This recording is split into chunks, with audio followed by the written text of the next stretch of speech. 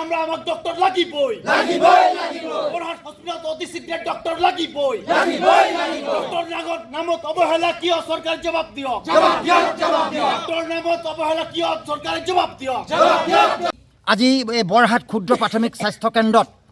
সুদীৰ্ঘ দিন জুৰি প্ৰায় 10 বছৰ জুৰি স্থায়ী ডক্টৰ নাই এই ডক্টৰ নোহোৱা কাৰণে আজি আমি এই ধৰ্ণা কাৰ্যসূচী দিবলৈ আহিলোঁ অসম মজুৰি শ্ৰমিক ইউনিয়ন আৰু ঝাৰখণ্ডী আদিবাসী সংগ্ৰাম পৰিষদৰ চৰাইদেউ জিলা কমিটিৰ উদ্যোগত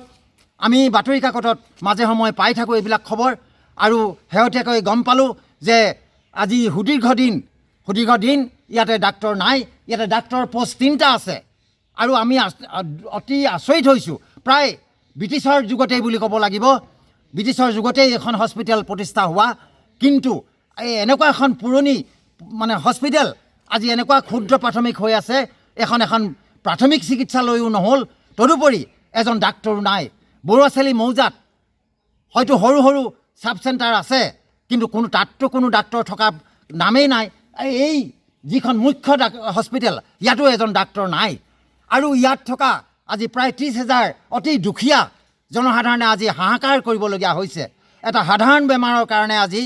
মানে বাহিৰলৈ যাবলগীয়া হয়